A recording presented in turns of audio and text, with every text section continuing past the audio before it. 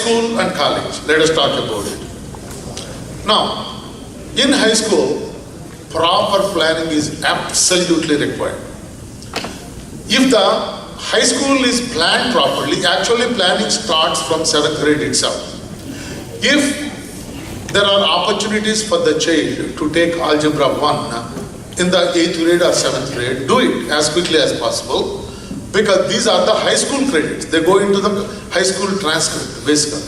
Okay?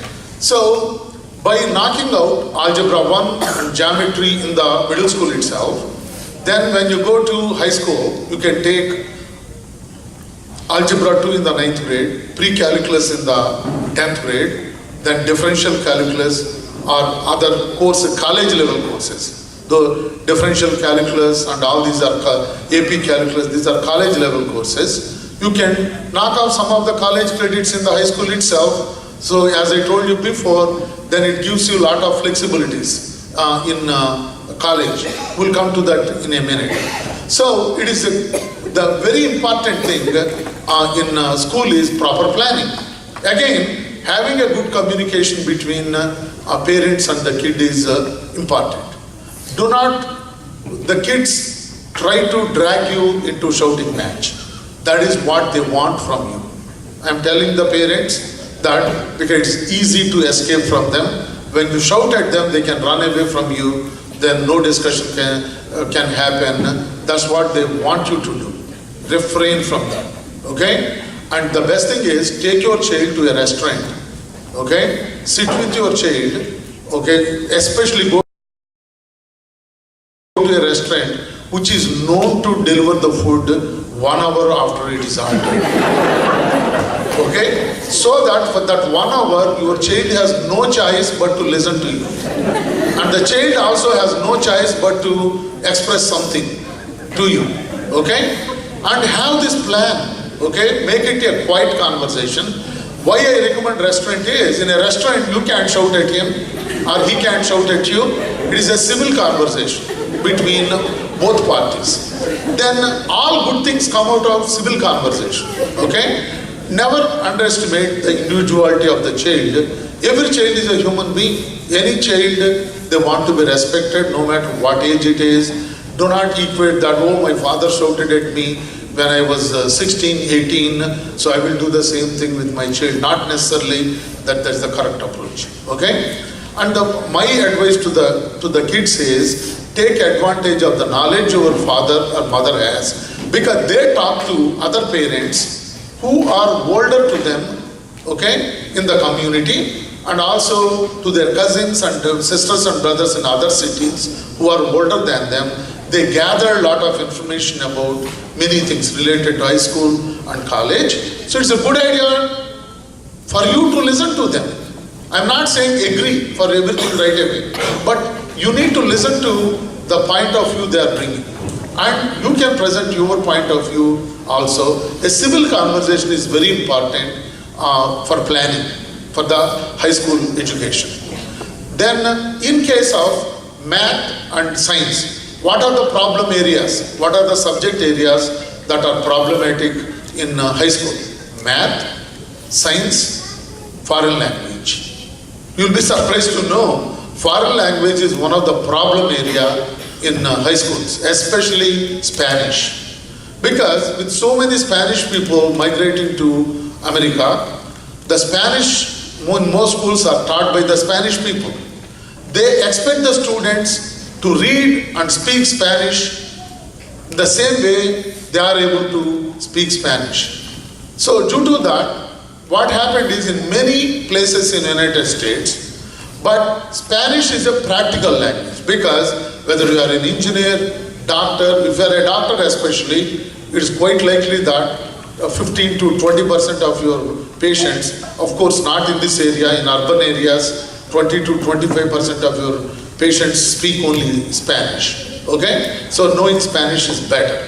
But if you take Spanish, make sure that you take it seriously and make sure that you satisfy your teacher.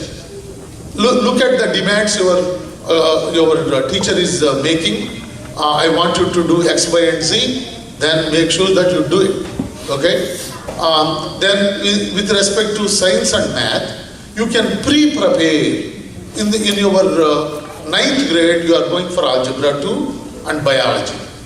See, in the prior summer, the summer preceding your 9th grade, or the summer preceding your 11th grade, if you are taking AP Biology or pre-calculus, see if there is somebody who can teach you those concepts of those two courses before the school year starts, so that you can avoid any hiccups, potential hiccups that can develop in the school. In a given school, which may have anywhere from 10 to 20 sections. There are high schools with 600 students of every grade level, where they have 20 sections. Among them, some of the teachers who are teaching some of those sections are good, some of them are not good at all. When you end up, you don't know who is going to teach you until the school starts. If a bad teacher is the one assigned to you, by pre-preparing, you can avoid potential problems. Okay? So everything is, what is the good word here? Plan. Planning is the good word. Okay? And especially anticipate the problems, take precautionary action before the problem develops. That is my sincere advice to the youngsters and the parents who are going to go to school. And another thing, there is a prevalent thinking among the youngsters, especially, not necessarily among the parents, that doing many APs is good to get into college. Not necessarily. You take 7, 8, 10 APs, but you are only scoring 2 or 3 in the AP exam. Okay? What good does it do? So many colleges won't even let you transfer those AP courses as a college credit, because your AP scores are 2 and 3, whereas your school grade for those AP courses is A. Schools teach AP courses at a very low level. If they are supposed to cover 10 topics, they only cover 6 or 7 topics, and they don't even cover 3 of the topics because they don't have the time. They have to deal with the discipline in the classroom and several other issues in the school. They may not teach the entire syllabus as prescribed by the board. Okay? So, by taking too many AP courses, you may get A grade, but AP exam scores are very low. Then that is not going to make you look attractive to the college. Rather, take 4 to 6 AP courses and do a very good job and get nothing but 4 or 5 in the AP courses. Then your application looks good for the college. Then they think that kid understands his or her capability, and the kid is capable of planning the courses they take, because that is the prelude the colleges have to judge your capability, means making the proper decision. In college, you are selecting your own courses. Isn't that true, guys? So, if you prove that you are capable of making right decisions and getting good grades in it during your high school year, then you look good to the college, rather than taking ambitiously difficult courses and not getting good AP scores and good school grades. So refrain from taking excessive number of AP courses. That is another advice I give you. Next, the ACT, SAT. What is the good time to start preparation for ACT, SAT? Depends upon the capability. If you look at the ACT and the new SAT exams, they are, especially if you look at the new SAT exam, it is application-oriented math. If you are used to the Kumar kind of learning only, without any application-oriented math, you are going to have very, very difficult time with the new SAT. They give you a big story. The concept required is using only adding 2-3 fractions. But the story is so long that you need to figure out which mathematical concept you are supposed to use to solve the problem. Okay? So, it is application-oriented math. Your ability to use linear equation to solve a problem. For example, A town started in the year 1981 with an initial population of 16 people, and in the year, 10 years later, they give another year, the population of the town is this much. If the growth continues in this rate, what will be the population 30 years from now? That is one way. Okay? So you need to understand that you need to use a linear equation.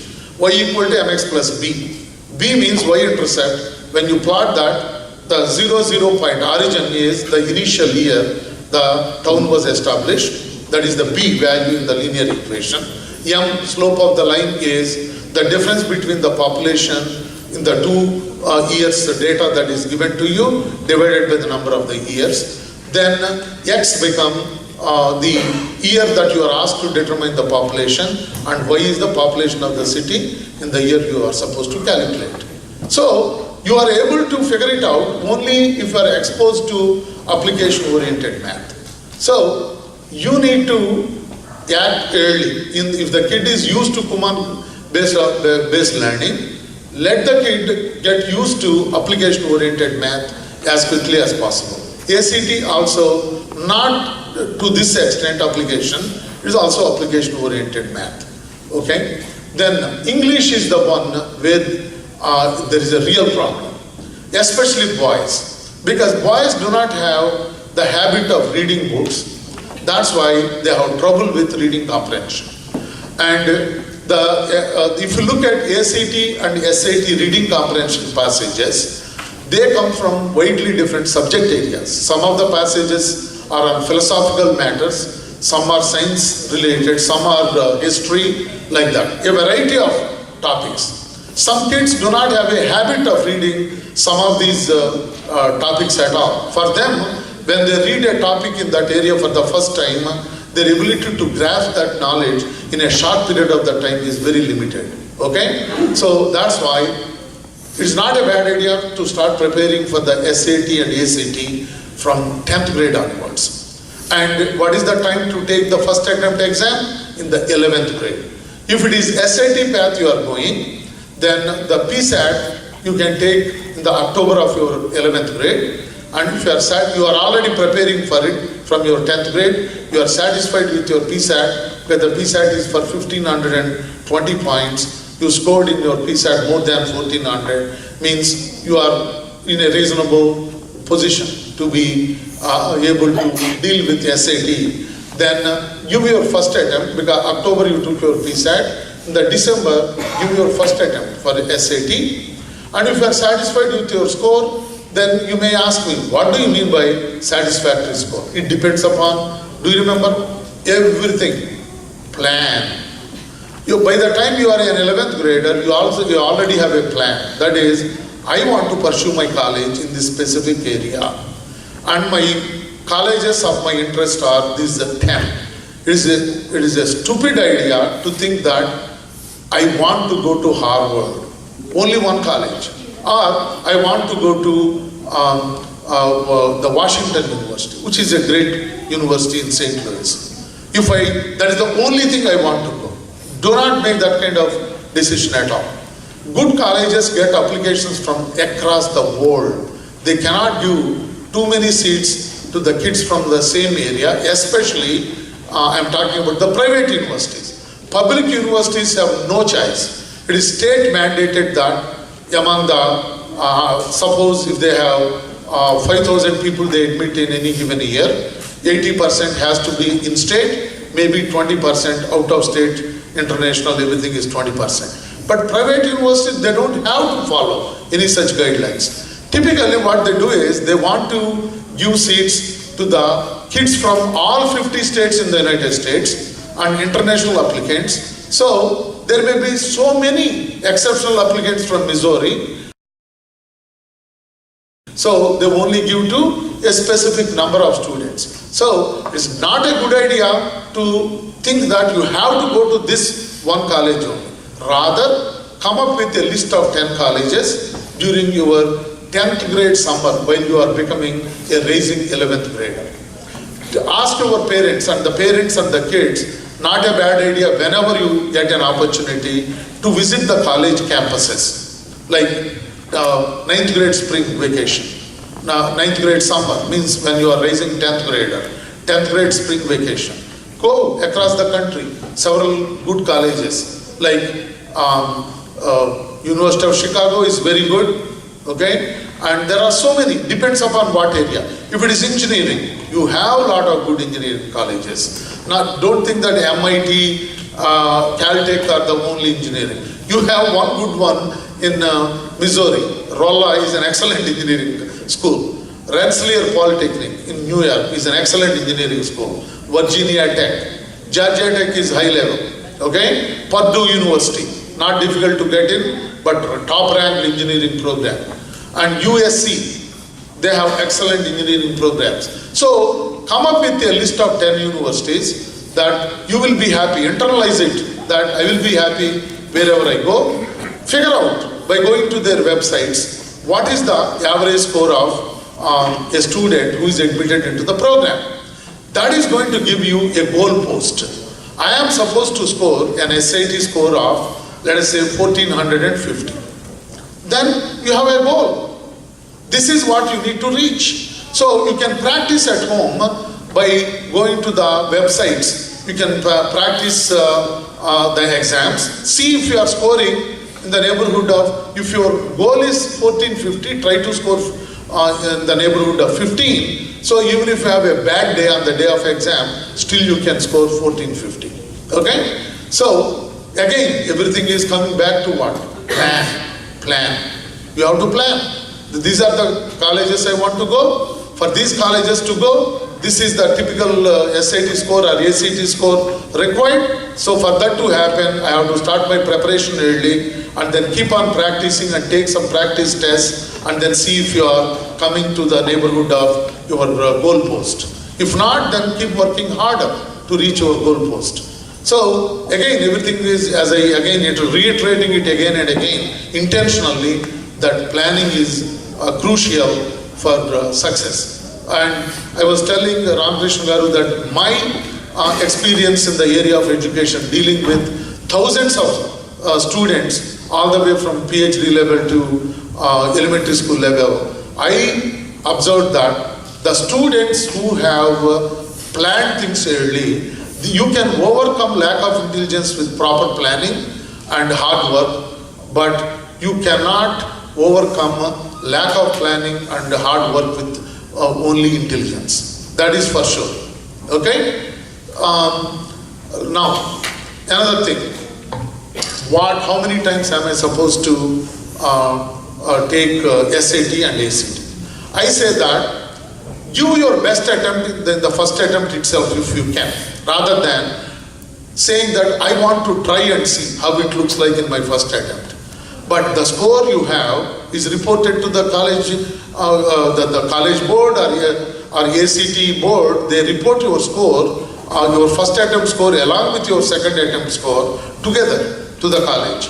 So I advise kids to refrain from going for the first attempt just to see how it looks. No. Practice at home. If you want to look how it is, college board, for example, it is selling you a book called College Board SAT Study Guide, where they put 4 or 5 real SAT exams they have given in the past. And then you can ask your parent to monitor the time. That is a real SAT kind of exam you are simulating. So why do you want to go to a real SAT exam where there is a possibility that you may not score and then that is reported to the college later? Rather, do all that practice experience outside and give your best attempt as the first attempt itself, and then use the second attempt. In case if it is required, give the second attempt, otherwise don't even bother. You already reached your goal, then just don't worry about even second attempt. Rather, you think about focusing on your 12th grade courses, because all of you need to remember that even if you apply for early decision process, the first quarter grades of the 12th grade are considered in the ED, early decision process. And in the regular admission process, first 2 quarter grades of the 12th grade are considered. So, rather than wasting your time to take the ACT, SAT multiple number of times and in the process letting your grades fall, isn't it a good idea to give your best attempt first time and then let it out of your way and focus on the courses and get good grades so that you have a better chance of getting into colleges of your liking. Okay? That is my sincere advice to you. Then let us come to other things like I think I already told you which colleges to go. I mean, you prepare based upon if it is medical education, for example, it is not absolutely required that you need to go to top-notch school for a 4-year college and then prepare for pre-med and apply for medical school after you finish 4-year college. Because the medical admissions critically depend upon the GPA. It doesn't matter where you pursued your college. Is it in University of Missouri, Columbia, University of Missouri, St. Louis? Do they exist, these two? Okay, they are there, isn't it? So if I remember, those two are there. You can go to those colleges. They may not be the top-notch ranked schools, but make sure that you get nothing but the A grades in everything there. And make sure that from the beginning, if you are taking organic chemistry, then make sure that you are also preparing for the pre-med part, the MCAT exam. Organic chemistry related questions are also you are preparing in parallel. Same thing with the biochemistry, so on and so forth.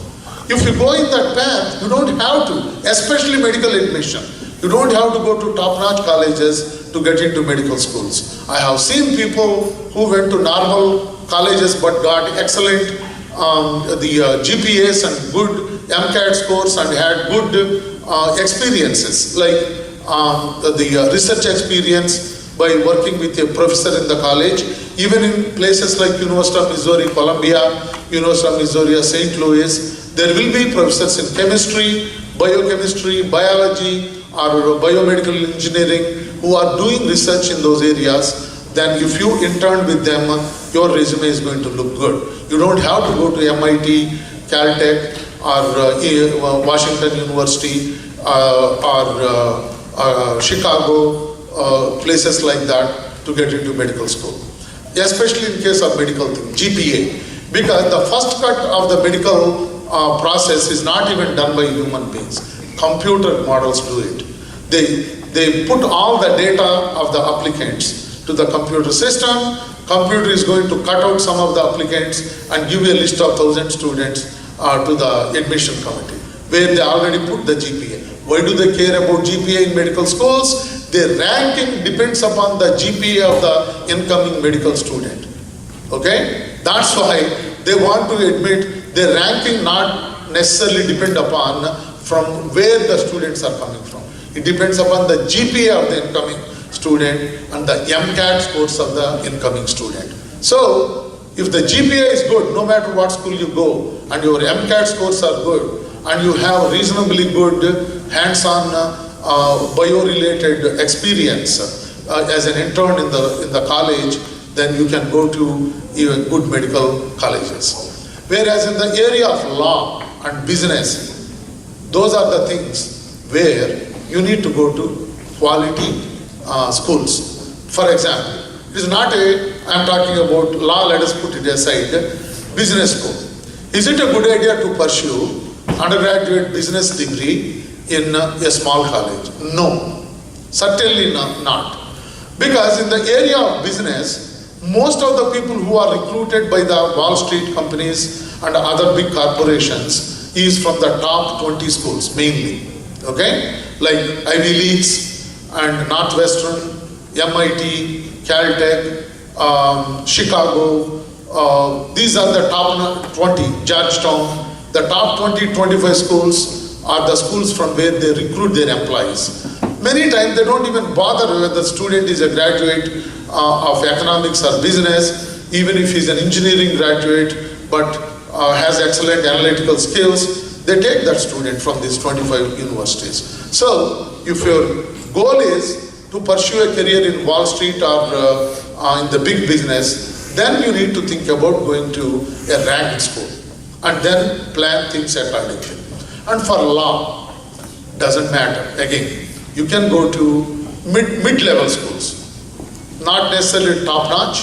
Mid-level schools you can go, get a good LSAT score, you can get into top 20 law schools. Right now, I want to advise you one thing. Law is not doing well. There is a glut of lawyers right now in the United States. Even the graduates from good ranked universities are not getting good jobs in law. So those who want to pursue law, my sincere advice to you at this time is keep your options open.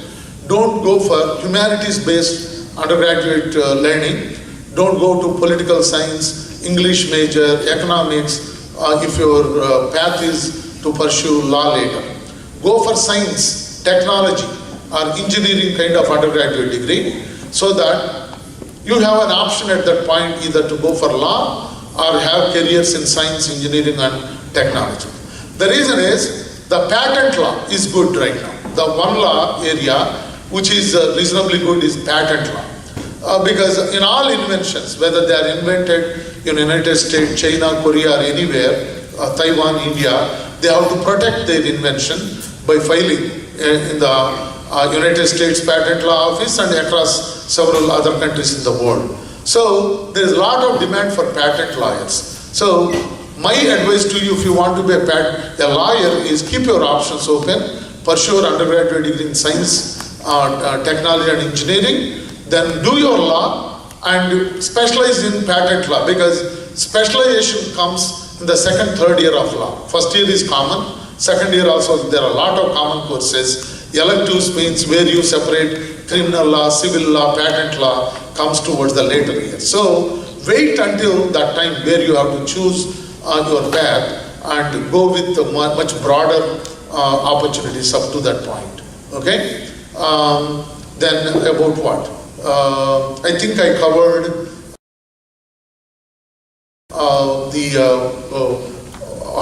what to think when you apply to college. And SAT I covered. And then how to apply to college. Is it a good idea to apply for ED, early decision? Yes, not a bad idea.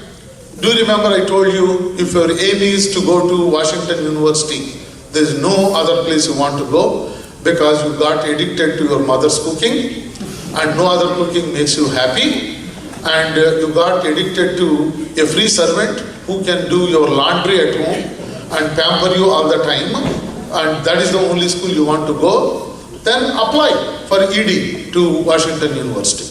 If you get it, great, don't even think about it. But don't pin your hopes entirely on that. I will be very disappointed if I don't get my ED decision.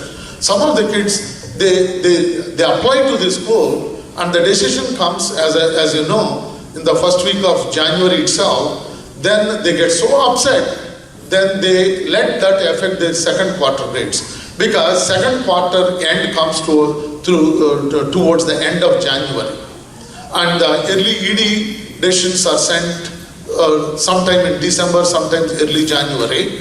Then the kids are so upset, then towards the second quarter final exams, quarter exam, they don't do a good job, they let their grades affected, and then they have trouble even getting into good colleges later. So that's why do not please think that only one college is your salvation and other colleges are not good for you. Research has proved that 95% of the kids, at the end of the time they leave the college they attended, express satisfaction with the college they attended. So it is foolish for you to think that, okay, only this college, specific college will make you happy. When 95% of the seniors at the time of leaving any college they attended express satisfaction with the college experience they got at their school, isn't it saying that what you think at this time is not necessarily the correct thing? Okay? So don't pin your hopes entirely on one college. Okay? Then 10 colleges. Talk to your counselor first. And don't upset your counselor when you apply to college. Because don't give them last minute surprises. Counselors, some of them have very short fuse because they don't want to overwork. They're already overworked. every year around fall, because they have to write, coordinate recommendation letters. Sometimes they themselves have to write, help the students with the process. So have a meeting with your counselor towards the end of the 11th grade. Means parents, the kid can go to the school, request an appointment before summer of the raising 12th grade, then come up with a plan and have an understanding with the counselors. These are the schools that you apply, and then always be nice to your counselor. When you go to talk to your counselor, when your counselor is busy, don't shout at the counselor or show temper tantrums to your counselor and upset her. Okay? Be nice to the counselor and be nice to the teachers also. Sometimes you need to be careful to choose a teacher also. Kids sometimes are very naive also, because they're science teacher. Okay? They make a lot of noise in the class. They get A grade, yes. They think that the teacher never said anything with an angry voice to the kid. The kid thinks that my science teacher likes me a lot, so I am going to choose my science teacher. Okay? Not necessarily. The science teacher in the recommendation letter may write that intellectually the student is good, always met the expectations. But the student has behavioral problems. Okay, never respects the rule, okay, rules that are set by the instructor. Kiss of death, you can't get into good college once you have a negative comment like that. I'm telling all the kids here, be respectful to your teachers, even if they don't make you happy because of one reason or the other. Be nice to your teacher. By saying anything bad, you are not gaining anything. Is that clear, guys? Okay? So don't equate one teacher with the other. How do you feel if your mother compares you with another student and then always pounding on you? Do you like it? Do you don't? So that's why your reference is Mrs. Williams is in your opinion, an ideal teacher, but unfortunately you ended up with Miss Prater, who is not known to be a nice person, a difficult person. But if you show in your facial expression that how come that I ended up with you, Miss Prater, then you have to choose somebody to give you the recommendation letter. So she's not going to give you a good recommendation. So just bite your tongue, not too badly that you create a permanent impression on your tongue, but control your tongue. That's what I'm saying. Okay? So again, it boils down to what? Planning. Means you are planning from the beginning. This particular 11th grade onwards, the recommendation letter planning starts from 11th grade. You don't give your 10th grade teacher to give a recommendation because that was too far back. So you need to choose a 11th grade teacher, and then not a bad idea if it is a 10th grade teacher, provided it is a pre-cal or advanced course that you have taken. In your 10th grade, it's okay to choose that teacher. Okay? So again, sit with your parent, discuss the pros and cons, and come up with 3 names first, and if the college requires only 2, choose 2 of the 3. That is very important, to choose the teachers who give you the recommendation, and don't be naive in your selection, and behave well in the classroom, no matter how the teacher is. And then next thing is the APs. Okay, second quarter is done, and the college admission the process is done. You already filled the applications and everything, and March is the time you get the admissions. You start working on your AP courses because you thought that I already got into college of my liking. You are not paying much attention towards the end of the 3rd quarter and 4th quarter. Then you squander your AP course and you ended up with only a score of 2. You can't transfer that course then. Okay? So you need to be on your toes until the last day for your AP courses. You need to get highest possible AP score to transfer that course. Then SAT 2s. How do I prepare for my SAT 2s?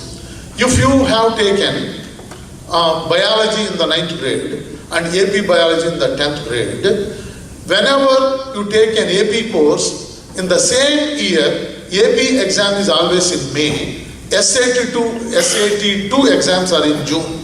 So in the same year you are doing AP biology, you not only buy the AP books, you are also going to buy SAT2 books on biology. And you are pre-preparing in parallel along with your AP biology and take your SAT2 in biology. In the same year you take your AP biology or AP chemistry. You are taking AP chemistry in the 11th grade, for example. Then give your SAT2 on chemistry in the June of your 11th grade. So that's how you can get the best possible score because you are in touch with it. Don't wait until 6 months to give your SAT2 because you have probably forgotten some of the material already. Okay? So these are some of the things. I can keep on talking. Then why don't we again open the floor for questions again. I have a question. Yes. We hear that some get 34 or 35 in ACT and if the other person gets only 30 or 32 and if they have like more voluntary work service and everything, even though that the student has ACT has higher score, will not be going into the college. How true is it? It is possible because in the admission process they have a rubric. The counselors in the admission office in the colleges, they follow a specific rubric created by the college. Okay, GPA, let us give this much weightage. Recommendation letters, this much weightage. And the experiences the student has, like out of school activities including social service and everything, sports. If the sports level is very high level sports, then they carry this much weightage. Then they add up all these points to make the decision. Because they want to have a well-rounded student, not necessarily a geek in the college. Okay? So it's not a bad idea. That's why again, everything comes to planning again. Okay? Academics is only part of it, but not necessarily the entire thing. But one thing though, if you are very low in academics, nothing can save you. Okay? If you are less by 1 or 2 points compared to other student in the ACT score, you can survive that by having something good in other things like other out of school experiences, summer internships, or during the academic year, featured business leaders of America, or you served as a secretary in your 10th grade and as a vice president in the 11th grade in that club, and you became a president of that club in your senior year. So that is the kind of, it is showing that you have leadership qualities. So they give preference to that kind of students. That's correct. And one more thing, they say that at least they should have one sport, one music, like that. Is that No, not necessary. Don't fall into this. Okay? Not necessary. Means outside the academic environment, you can be just a dancer. You don't need art overall, in my opinion, is one. That can be music, dance, or poetry, or essay writing, or it can be any kind of art, or just line drawing, coloring. It can be any kind of art. So don't think that you have to have one of everything. This is one of the reasons. Do you remember this karate thing I told you? That there are a lot of moms who think that the way to impress the GT selection is to put my child in sports is required. So this karate thing is there, put my child there.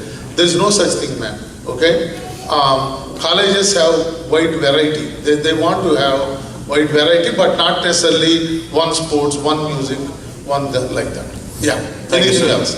So I have two points. My first is a comment to all the parents in this room, and the second is request a comment from you. Yeah. I'm probably one of the few odd men out in this room. I'm not a doctor, I'm not an engineer, I'm not an IT professional. Yeah. But I'm from Hyderabad, which is weird. I'm a marketing professional, right? All the parents, all of us, like many of my friends in St. Louis, because I'm teaching, I'm a professor. because I'm in teaching, they're like, oh, how do I get my kid into a medical school? Now, what are the things I need to teach from day one? How do I get my kid into engineering school? Because that's what makes good money later on, right? Everybody is missing one important point. 4 or 5 of the top 10 professions in this country, as per Money Magazine, for the last 12 years, are not engineering, are not law, are not medical. They are analytics. They are business analytics or marketing analytics, data sciences, marketing research. We are missing them out. Okay, I am probably a self-outcry, I remember very well after my after my intermediate, I'd beg my dad, I want to go to BCom and then do MBA or law or something like that. But the comment from my mom and dad was, we don't want you to be the only idiot on the street. I'm really not kidding. Because everybody's an engineer, you got an MSET seat, why don't you just join it? Okay, I did my engineering in Andhra University. Eventually I moved out. So please think about it. As a parent, we cannot decide what our kids are going to do at 3-year-old or 4-year-old. We really cannot. Please think through it. I teach in a university and I see students, some Indian students, I teach in a business school, so very few Indian students there. Some Indian students, they are pretty much odd men out, right? But they do damn well. They do damn well. Another example I can give you is my brother is a senior manager at Deloitte Strategy Consulting, and he makes more money than most doctors. He's in finance. He's in finance analytics. So my second point is request to you, sir, what advice you have to parents? Do we go traditional Indian mindset of forcing a certain principles or ideas that we have, or let the student evolve? Thank you. Okay. Very good. What happens is, it's a good question, okay? The traditional mindset means minimum guarantee. Do you remember what I told you? Okay? I wanted to be a movie maker. Suppose if I pursued movie making from my childhood, the possibility of success is less. So that's why I went to that one. Suppose if I had gone to that path, like if you take Rajamouli, he's only intermediate educated, maybe BCom, I don't know. If I remember, he's only intermediate educated guy. So just because Rajamouli succeeded, is it a good idea that everybody has to follow the path? Not necessary. But one good point the professor is making, do you remember what he said, analytics? Okay, data analytics is a big area right now. Okay, big data analysis, because he's a marketing person, that is very, very important. These things are taught, okay, in engineering schools and in the business schools. In both worlds, they are taught. They are taught differently, basically. In the business world, they are taught in one way. Engineering world, they are taught in another way. There is quite a bit of overlap also in going to the business school versus information systems pursuing it in engineering school. There's a lot of overlap.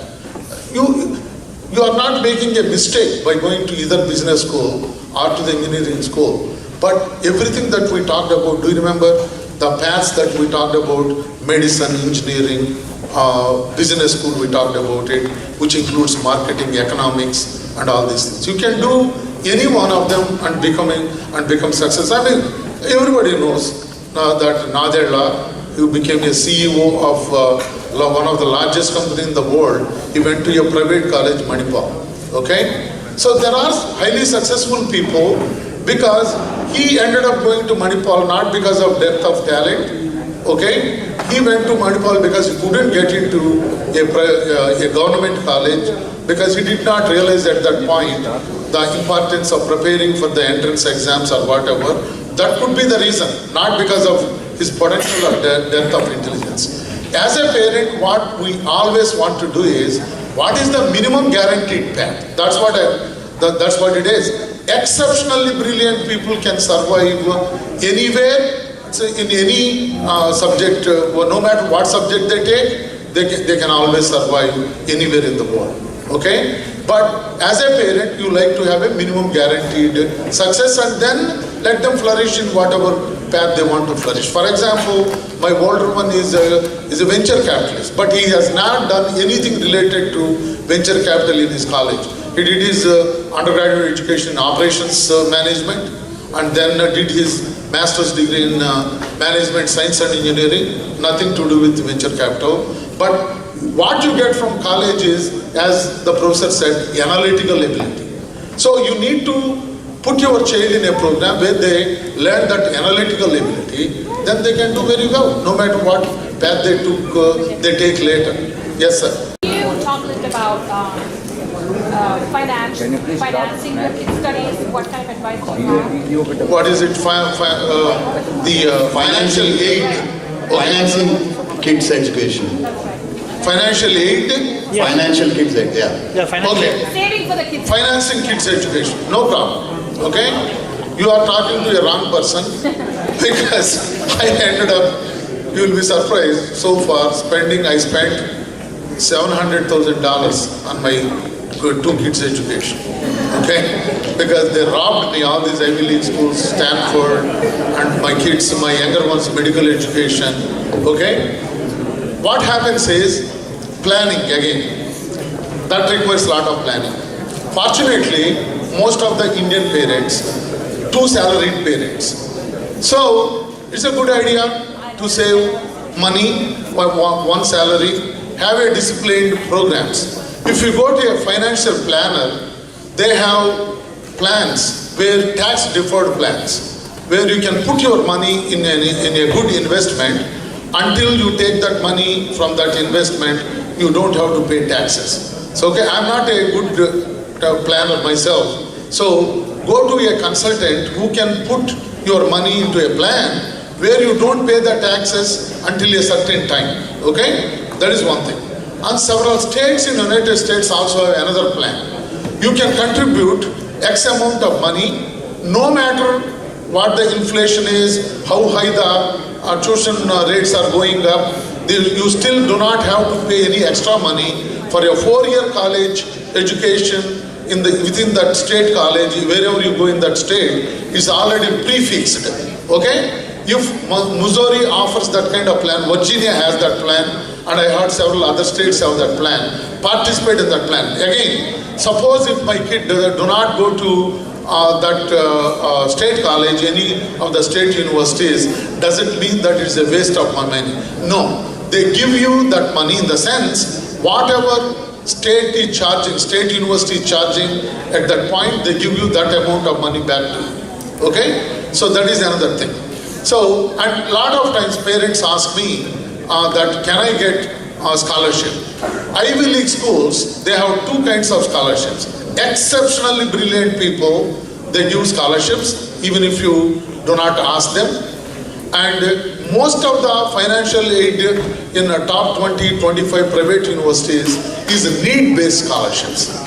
Because they ask you if you apply for the financial aid, there is a separate form for that. Parents have to fill their annual income in the last 3 years. And then after they decide to give you the financial aid, they ask you to send your tax returns also in the last 2-3 years. Then only you are qualified for financial aid. Some people tell me, if I knew this, probably I would have stopped working for 2 years so that my kid is exceptionally brilliant, my kid can get into Ivy League school, it would have saved me so much money. But unfortunately, we can't anticipate what is going to happen. So most of the private colleges, it is need-based scholarship. In government colleges, there are few scholarships which are foundation money. Somebody like you become a millionaire, then you decide to put $500,000 saying that I want this $500,000 to be given to engineering student who is a freshman from Indian descent. They take your $500,000, put it in a bank account, and whatever the interest that they earn, they give it to a freshman engineering student with Indian descent. That kind of scholarships do exist in the colleges. There are some foundations outside the college. The counselors in the college, if you go to the high school, they have financial aid assistance office, in the sense there is a group career advice and the financial assistant advice. They will give you the list of the foundations where you can approach to get scholarship. Do you know what? Unless you badly need that money, don't even bother. It is to get a $2,000 scholarship per year, the kind of application you need to fill and the essays that you need to write are so bad that is not even worth it. But when I look at you, you are a very rich woman, okay, so don't even bother for the $2,000, $3,000 kind of scholarship. Let your kid perform outstanding and the kid can get not need-based scholarship, merit scholarship, okay? And there are some colleges which offer free tuition, free boarding also to get a brilliant child, regardless of their financial status, okay? Anything else? Now it is time. Hello. One more person. Questions from kids. One question at the back. One fine. Questions from kids now. Yeah, one question. I have a scenario and I want to know what your answer is. So there's a kid from a college school that has the same GPA as another kid from a higher college school, and they're trying to get into med school. Will the med school think the same of both of them? Okay. If the GPA is widely different, okay, as I told you, they prefer a kid with a higher GPA. GPA is number one, and then MCAT score. Then comes do you remember the experiences, internship experiences? They make a lot of difference. There is a kid who went to B-level school, but published a paper in a journal article, okay, or a conference paper. Then that kid has a better opportunity to get into medical school than a kid who went to a better school but doesn't have much to show up as hands-on internship experience. Again, there is a rubric again there, okay? GPA, MCAT score, and then these experiences. So we cannot say that if you are from a top-notch university, you are going to be considered favorably in the medical admission, okay? But always, if it's the same GPA, then if you are from a good university, then you have better chance. Okay? Thank you. Okay. Sir, one thing I want to add this is diversity play a role. Means African American, Indians, Asians, Chinese, because Okay. if merit is only considered, then probably a particular section will go. Okay. The state universities cannot discriminate anybody based upon the religion or the race. It is mandated. Supreme Court decision is very clear. If you remember University of Michigan admission process where they gave admissions to African Americans more favorably because of their race, Supreme Court unequivocally stated that you cannot consider race in the public university admission process. I'm talking about public universities. Private universities can choose and give admission to whoever they like. You can say that, for example, there is a person, he is a son of a president of Guatemala. He is not great academically, but Harvard will give admission to that kid who is the child of president of Guatemala, because they want to have alumni who have more influence over the world, several parts of the world, so that they can brag that we are making real impact in the world because we are educating the future leaders of the world. Okay, but if it is a government college, government university, public universities, usually race is not part of the admission. They cannot use race as a reason. But in private universities, they want to have a diversified student body. Yes, race is used in making decisions in the private universities, but not in public universities. We as parents, as myself, do you remember, I am presenting my opinion in both directions, as a parent and as an educator, both ways. So we try to have some minimum guaranteed success for our child. That's why sometimes we talk about medicine, law and engineering, business and all that. Doesn't mean that that's the only path for success. It is possible to be successful through the other paths as well. Okay? I want to thank everybody here for listening to me quietly, and for the local association for providing this opportunity. Thank you.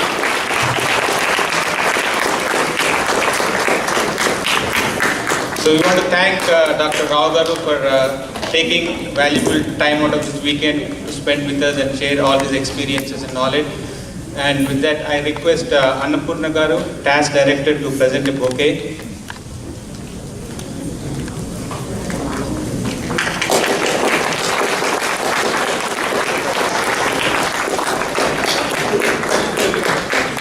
Ramohan Garu will present a shawl.